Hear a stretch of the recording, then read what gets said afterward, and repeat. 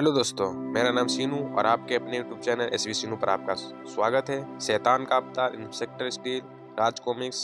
ये रहा दोस्तों इसका कवर पोस्ट। कहानी को शुरू करते हैं दोस्तों। दरवाजे के बाहर से कुछ अजीब सी आवाजें आ रही हैं। कुछ ऐसी आवाजें जैसी कोई बिल्ली दरवाजे पर अपने पंजे मार रही है। अच्छा हुआ दरवाजा लॉक है, वरना वह शैतान बिल्ली अंदर घुस आती और मुझे डिस्टर्ब करती। अपने मनपसंद कार्यक्रम को देखता प्रोफेसर कुंबले अगर कुछ पलों के लिए अपनी निगाहें टीवी से हटा लेता तो उसे निश्चित ही पता चल जाता कि दरवाजे के बाहर बिल्ली नहीं बल्कि एक बहुत बड़ी आफत मौजूद है। और उस आफत को अंदर जाने के लिए जिस दरवाजे की जरूरत थी वह की होल के रूप में सुरसा के मुंह की तरह खुला हुआ था। प्रोफेसर कुंबले तो मानो सांस लेता ही भूल गया कि क्या है ये जो कि होल से होकर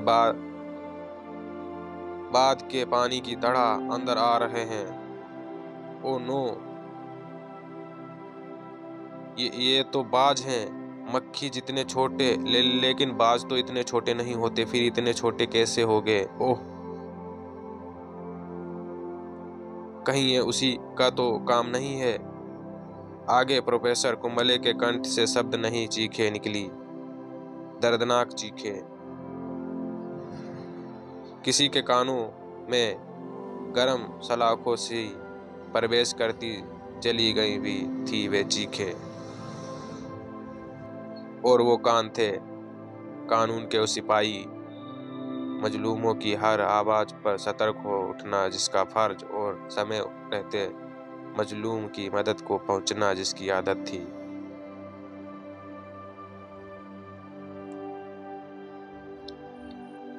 लेकिन यह शायद उसकी मदद की जरूरत नहीं रह गई थी।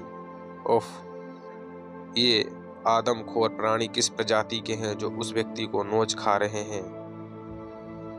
बाज? इम्पॉसिबल, ये बाज कैसे हो सकते हैं? इतने छोटे बाजों के बारे में मैंने न पहले कभी सुना और न पढ़ा। मेरी आंखों के सामने ही हत्या जैसा जघन्य अपराध हो चुका है।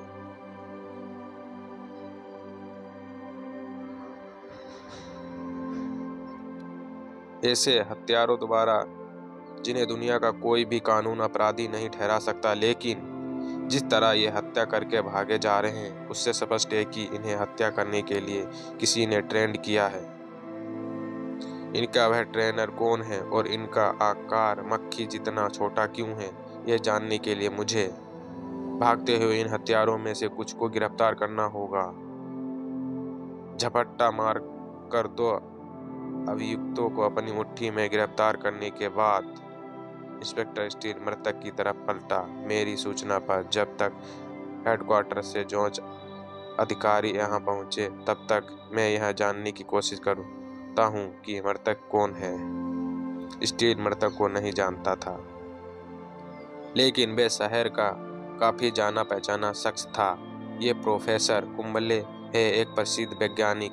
ओह, कहीं इनका वैज्ञानिक होना ही इनकी जान का दुश्मन तो नहीं बन गया? हो सकता है। सुना था प्रोफेसर कुंबले किसी अत्यंत महत्वपूर्ण एक्सपेरिमेंट पर काम कर रहे थे। जरूर उसी एक्सपेरिमेंट के चक्कर में ही प्रोफेसर कुंबले को अपनी जान से हाथ धोना पड़ा। मैं जल्द ही मामले की तह तक पहुंच जाऊंगा सर, लेकिन उसके लिए मुझे डॉक्टर अनीस की सहायता की आवश्यकता पड़ेगी, क्योंकि वही बता सकते हैं कि आखिर ये बाज इतने छोटे क्यों हैं जिन्होंने अपने से कंडो साथियों के साथ मिलकर प्रोफेसर कुंबले का मांस नोच खाया। निश्चित ही प्रोफेसर कुंबले की हत्या उनके आविष्कार के लिए हुई है। इसलिए अब मुझे प्रोफेसर कुंबले की प्रयोगशाला में जाना होगा उसके आविष्कार का पता लगाने के लिए। बाइक पर आदमी को सवार तो देखा था, आदमी पर बाइक को सवार आज देख रहा हूँ। बाइक को आदमी पर सवार मत बोल, बल्कि मशीन को मशीन पर सवार बोल। जल्द ही प्रोफेसर कुंबले की प्रयोगशाला में मक्खी जितने छोटे बाजों ने प्रोफेसर कुंबले की हत्या कर दी। ओह नो, प्लीज मेरे साथ आइए इंस्पेक्टर। वह आवाज एक तरफ भाग खड़ा हुआ। वह एक कमरे में पहुंचकर ऐसे उछला मानो उसका पांव दहते अंगारे पर पड़ गया हो। ओह नो, ओह नो, क्या हुआ प्रोफेसर हर्ष? सामने आप जो खुला हुआ बोल्ट देख रहे हैं ना इंस्पेक्टर, उसी में रखा हुआ था प्रोफेसर कुंबले का वह आविष्कार जिसे उन्होंने हमारे सहयोग से कल शाम ही पूरा किया था। आज वो इस सरकार को सौंपने वाले थे। वह आविष्कार किसी ने चुरा लिया है इंस्पेक्टर, और उसी की मदद से प्रोफेसर कुंबले की हत्या कर दी है। क्या मतलब? अभी अभी आपने प्रोफेसर कुंबले की हत्या करने वाले जिन छोटे छोटे बाजों का जिक्र किया था,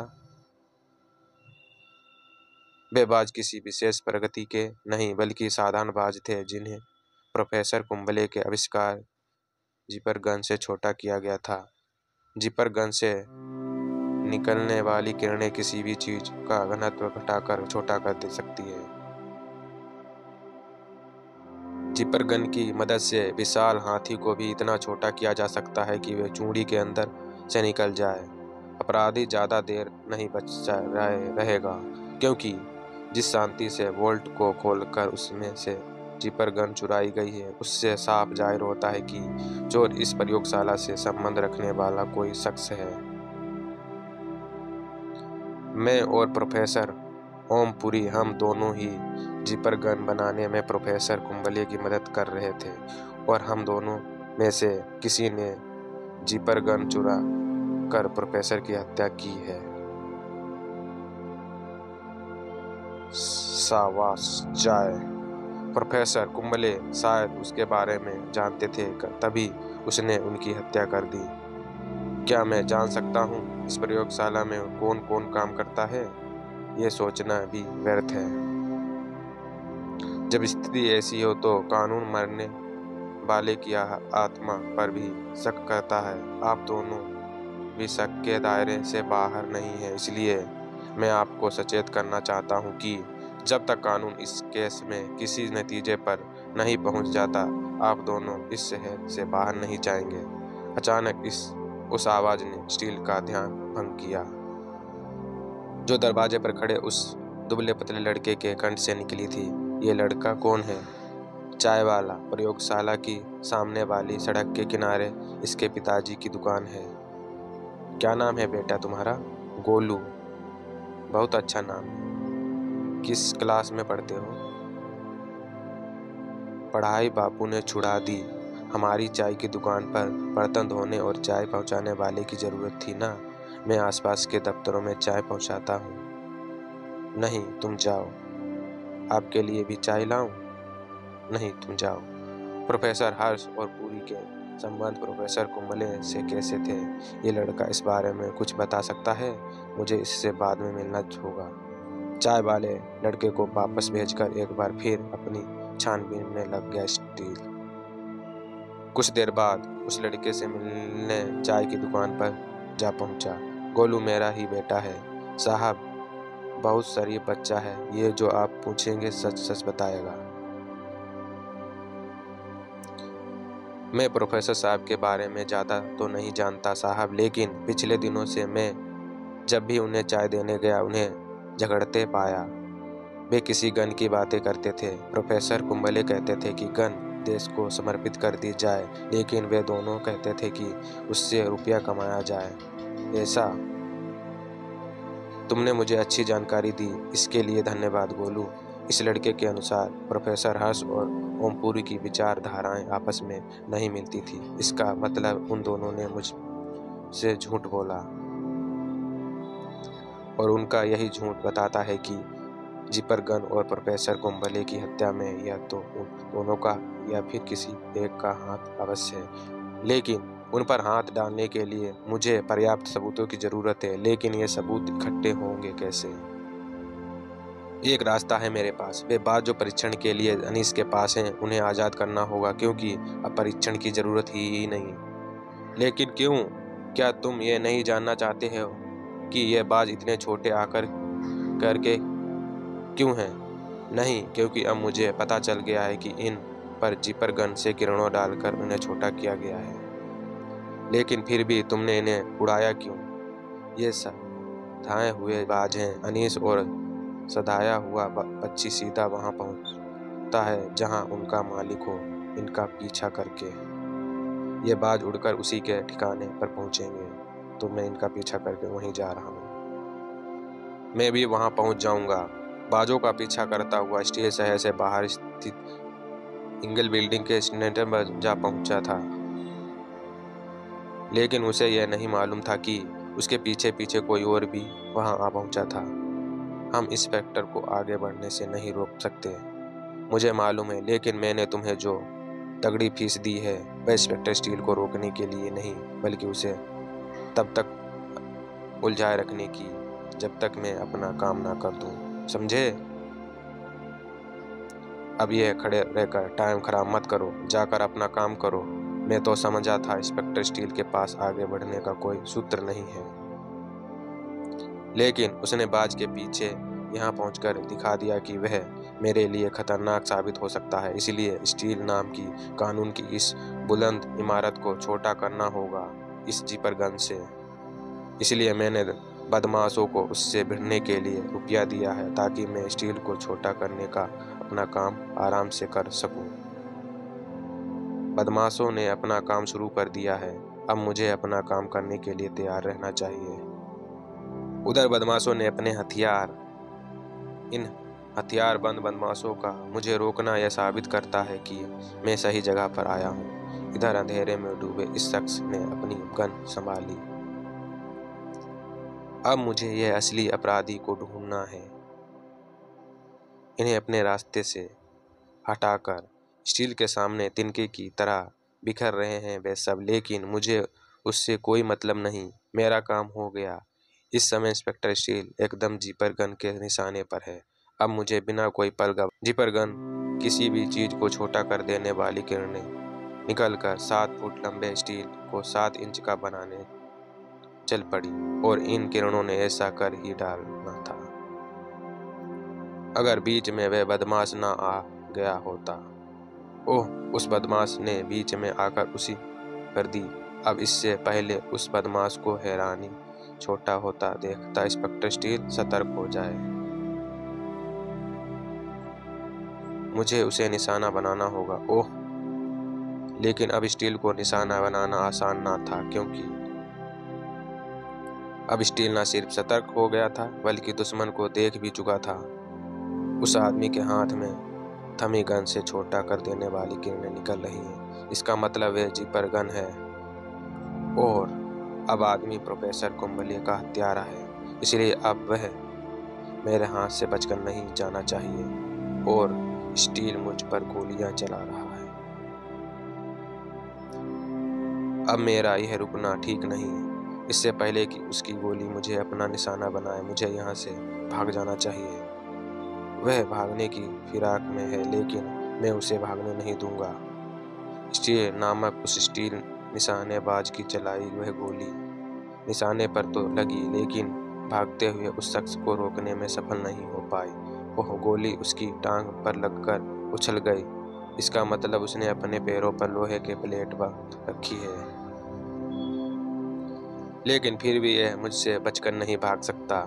स्टील हाथ धोकर मेरे पीछे पड़ा है। अगर उससे बचना है तो मुझे उसे रोकना होगा, और उसे रोकने के लिए इन बाजों को आज़ाद करना एकदम ठीक रहेगा।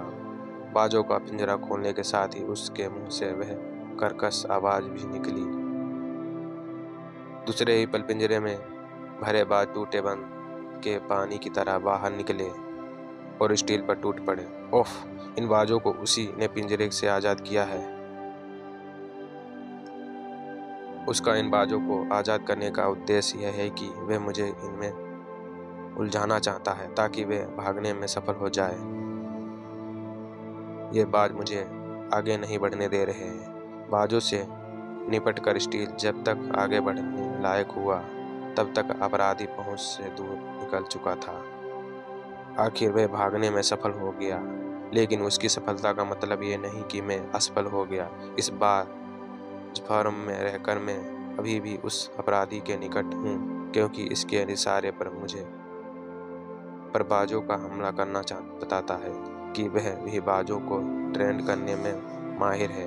लेकिन उस तक पहुंचने के लिए फिलहाल मुझे यहाँ के बाज ट्रेनर से मिलना होगा। बाज ट्रेनर के रूम में स्टील को वहाँ जो मिला उसे देखकर वह चौंक बिना ना रह सका। तुम तो वही राम बाबू हो ना, प्रोफेसर कुंबले की प्रयोगशाला के सामने जिसकी चाय की दुकान है? हाँ साहब, मैं खाली समय में यहाँ बाजों को ट्रेंड करने का काम करता हूँ। लेकिन आप यहाँ कैसे? एक ऐसे आदमी की तलाश में जो शातिर अपराधी तो है ही, साथ ही एक ब्रिज बाज ट्रेनर भी है। और वे अपराधी तुम भी हो सकते हो, क्योंकि जिन बाजों ने प्रोफेसर कुंबले की हत्या की थी वे न सिर्फ मुझे यह लेकर आए हैं, बल्कि अभी अभी यहाँ अपराधी से मेरी मुठभेड़ भी चुकी है। ये आप क्या कह रहे हैं इंस्पेक्टर साहब? मुझ गरीब में इतना साहस कहाँ कि हत्या करने और आपसे टकराने की हिम्मत कर सकूं। रही बात बाजों की, तो मैं आपको बता दूं कि यहाँ से बहुत से आदमी बाज खरीद कर ले जाते हैं, क्योंकि बाज यहीं पले और बड़े होते हैं, इसलिए उनका यहीं वापस लौटना एक इत्तेफाक हो सकता है। अपराधी को किसी तरह पता चल गया होगा कि आप यहाँ आने वाले हैं, तो इसलिए वह आपको खत्म करने यहाँ आ पहुँचा। मेरे बापू सच बोल रहे हैं इंस्पेक्टर अंकल, हमारा किसी भी अपराधी से कोई संबंध नहीं है। गोलू, तुम भी यह पर हो? हाँ अंकल, अपने बापू की सहायता करने में भी यहाँ आता हूँ और वहाँ से जाने के लिए मजबूर कर दिया। मैं आपको विश्वास दिलाता हूँ, मेरे पापा एकदम निर्दोष हैं। असली अपराधी कोई और है, और वो कौन है उसका पता जल्द ही मैं आपको बताऊंगा। गोलू के चेहरे पर मौजूद मासूमियत ने ना जाने क्यों स्टील को अपनी विचारधारा बदलने और वहां से जाने के लिए मजबूर कर दिया। लेकिन उसे नहीं पता था कि वह अभी भी अपराधी की नजरों में ही था। मुझ तक पहुंचने के लिए मरा जा रहा है यह इंस्पेक्टर, इसलिए यह मुझ तक पहुंचना ही चाहिए और उसे मुझ तक पहुंचाएगा गोलू उसी शाम।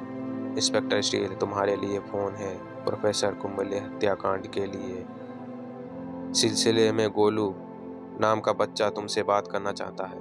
मैं लाइन तुम्हें दे रहा हूँ, तुम बात कर लो। Okay sir. हेलो गोलू, मैं इंस्पेक्टर स्टील बोल रहा हूँ। कहाँ? क्या कहना चाहते हो? मैंने आपसे कहा था ना कि मैं आपको असली अपराधी के बारे में बताऊंगा। आप तुरंत ही प्रोफेसर कुंबले की प्रयोगशाला में पहुंचिए, वह वहीं मौजूद है। मैं भी आपको वहीं मिलूंगा। मैं तुरंत ही वहां पहुंच रहा हूं गोलू। लेकिन तुमने अभी तक उस अपराधी का नाम नहीं बताया। वे वह ठहाका लगाते हुए प्रोफेसर ओमपुरी की तरफ पलटा। प्रोफेसर ओमपुरी? वह प्रोफेसर कुंबले का साथी ही है और उसका नाम है प्रोफेसर ओमपुरी। हा हा हा, मेरी बातों में आकर वह कूप इंस्पेक्टर यहाँ लाए, वह मेरे जाल में फंसने आ रहा है। मेरे जाल में वह कैसे चूहे की तरह फंसता है ये तू अपनी आंखों से देखेगा, लेकिन उसके लिए तुझे इतना छोटा करना होगा जिससे ना तू उस इंस्पेक्टर को मिले और ना ही तू मेरे काम में कोई दखल डाले। टेलीफोन रखकर वह मछली की तरह छटपटाता प्रोफेसर पूरी तेजी से छोटा होता चला गया। प्रोफेसर पूरी को कॉकरोच की तरह उठाकर पास ही मौजूद माइक्रोवेव ओवन में रख दिया उसने। अब चुपचाप यहाँ बैठकर यह तमाशा देखो कि कैसे मैं रे जाल में फंसकर तुम से भी छोटा बनाता हूँ। इंस्पेक्टर स्टील, मुझे यहाँ इस मेगा गन की जरूरत पड़ सकती है। स्टील के अंदर घुसते ही उस तक पहुँच गया गोलू। आप अच्छे टाइम पर आ गए साहब, वह शैतान प्रोफेसर अभी अभी जिपर गन लेने बाहर गया है। आप जल्दी से अंदर चलकर छिप जाइए। आइए। गोलू स्टील को प्रयोगशाला के अंदर एक स्थान पर लेकर पहुंचा आप यहाँ छिप जाइए साहब, जैसे ही वह आएगा मैं आपको इशारा कर दूंगा। ठीक है। मुझे इसकी बात मान लेने में कोई बुराई नजर नहीं आती, क्योंकि यह इस जगह को अच्छी तरह जानता है। अरे! अचानक स्टील बुरी तरह चौंका, और उसके चौंकने का कारण था सामने पड़ा वह हेड और ओवरकोट जिन्हें वह खूब पहचानता था। इस हेड और ओवरकोट को तो मैं उसी अपराधी के शरीर पर देखा था, बाज फोरम में जिससे मेरी मुठभेड़ हुई थी। और हेड व ओवरकोट के पास लोहे के वे स्केल्ट कैसे पड़े हैं जिनका इस्तेमाल अक्सर नट अपने करतब दिखाने और सर्कस के बोने जोकर अपना कद बढ़ाने के लिए करते हैं। ओवरकोट और हेड तो प्रोफेसर ओमपुरी के तो हो सकते हैं, लेकिन इन स्केल्टों के यहाँ होने का क्या मतलब है? कहीं मैं बेकार ही इन स्केल्टों के बारे में तो नहीं सोच रहा हूँ? नहीं, क्योंकि फोरम हाउस में मैंने जब भागते अपराधी की टांग पर गोली चलाई थी तो गोली ऐसे छिटक गई थी जैसे लोहे से टकराई हो। यानी उस समय गोली इन्हीं स्केल्टों से टकराई थी। इन पर गोली का निशान भी है। यानी अगर अपराधी प्रोफेसर पुरी है तो वह अपने पैरों में ये स्केल्ट बांधता है। नहीं, ऐसा नहीं हो सकता, क्योंकि अगर प्रोफेसर पुरी ने इन स्केल्टों को बांधा होता तो उसका कद कम से कम 3 फुट और बढ़ जाता, जबकि अपराधी सामान्य आकार का था। और स्केल्ट बांधकर सामान्य आकार तभी सकता है जब उन्हें या तो कोई बोना बांधे या फिर कोई बच्चा। Oh no! अचानक सरसरा उठा स्टील का मस्तिष्क, लेकिन वह किसी निष्कर्ष पर पहुंच पाता उससे पहले ही एक झटके से ऊपर उठी उसकी आंखें को दिखाई दी जिपर गन। उसे ठीक अपने सिर के ऊपर वह हल्की सी आवाज सुनाई दी। तुरंत ही एक शब्द उसके मस्तिष्क से टकराया, खतरा। लेकिन अब उस खतरे से बचने का समय उसके पास नहीं था। जिपर गन से निकलने वाली किरणें से वह नहाता चला गया, और फिर होता चला गया छोटा और छोटा और छोटा। जब स्टील के छोटा होने की प्रक्रिया रुकी तो उसके नन्हे यांत्रिक कानों को सुनाई दिया वह ठहाका जो गोलू के कंठ से निकल रहा था। आहा, मेरी भोली सूरत के धोखे में तू फंस ही गया। काश तूने इस बात का ध्यान रखा होता कि मासूम चेहरे के पीछे कभी कभी मेरे जैसे शैतानी चेहरे भी निकल आते हैं। ठीक तेरी ही तरह प्रोफेसर कुंबले और उसके साथी भी मेरे मासूम चेहरे का धोखा खा गए। तभी तो जिपर गन के बारे में मैं बात करते हुए उन्होंने तब कभी इस बात का ध्यान नहीं रखा कि मैं उनके पास खड़ा हूँ। उनके मुंह से जिपर गन और उसकी विशेषता के बारे में सुनकर मैंने जिपर गन को हासिल करने का फैसला कर लिया। मुझे बच्चा समझकर प्रोफेसर कुंबले व उसके साथी मुझे प्रयोगशाला में कहीं भी न देते थे। उसी का फायदा उठाकर मैंने उस बोल्ट की चाबी की छाप साबुन पर ले ली और उसकी मदद से डुप्लीकेट चाबी बनवाकर वॉलेट में रखी जिपर गन चुरा ली। मैं जानता था मेरी ये करतूत प्रोफेसर कुंबले से नहीं छिपी रहने वाली, इसीलिए जिपर गन प्रयोग सबसे पहले मैंने उन्हीं पर कर दिया। मैं जानता था इस तरह ना सिर्फ मैं प्रोफेसर कुंबले को ख़त्म कर दूंगा बल्कि उनके साथ ही। ऐसा ही हुआ। मेरे फैलाए जाल में सबके साथ साथ तुम भी फंस गए। अब इस जिपर गन की बदौलत मैं दुनिया पर ऐसा आराम हासिल करके रहूंगा, लेकिन ऐसा मैं बाद में करूंगा। पहले इसकी किरणें से तुझे इतना छोटा करूंगा कि तेरा अस्तित्व धूल में मिलकर रह जाए। स्टील के रहते तेरा यह सपना कभी पूरा नहीं होगा। शैतान के अवतार। अपराध के बड़े से बड़े पहाड़ को ध्वस्त कर देने वाली मेगागन गरज उठी, लेकिन आज वे उस छोटे से बच्चे का कुछ ना बिगाड़ सकी। हा, इस गन से तू मुझे और मेरे सपनों को ध्वस्त कर देने के ख्वाब देख रहा है, जो तेरे साथ ही इतनी छोटी हो गई है कि खिलौना गन भी इसके सामने भारी पड़ेगी। ओह, सचमुच मेगा गन से निकली गोलियां और लाचार इतना छोटे हो गए कि अब ये बिल्ली को भी नहीं मार सकते। ओह, ये खेल खत्म कर स्टील, क्योंकि अब तेरी जिंदगी का खेल खत्म होने जा रहा है और उसे खत्म करने का मैंने ऐसा तरीका सोचा हुआ है कि जब जब तेरी आत्मा जन्म लेगी तब तब उसे याद करेगी, धरेगी। हा। इस रेलवे लाइन पर खेलने का बहुत शौक है तुझे। यहाँ आकर लोहे को चुंबक बनाने का खेल खेलता हूँ मैं। जब भी मैं इधर रेल को आता देखता हूँ, पटरी पर लोहे का टुकड़ा इस से रख देता हूँ कि वह रेल के पहिए के नीचे आकर चुंबक बन जाए। आज तक मैंने अपने प्रयास में सफल नहीं हुआ, लेकिन आज मैं रेल के पहिए के नीचे डालकर तुझे खत्म करने में जरूर सफल हो जाऊंगा। खत्म होने के लिए तैयार हो जा स्टील, क्योंकि वो देख सामने रेल के रूम में तेरा विनाश तेरी तरफ बढ़ा आ रहा है। हा। धड़ धड़ हाथी ट्रेन के रूम में विनाश पहुंचने वाला था, कानून के उस रखवाले के सिर पर जो पूरी तरह बेबस और असहाय था। दोस्तों, वीडियो कैसी लगी कमेंट करके जरूर बताना। कहानी अच्छी लगी तो लाइक करना, शेयर करना और चैनल को सब्सक्राइब। Thanks for watching. अगला पार्ट हम जल्द लाएंगे।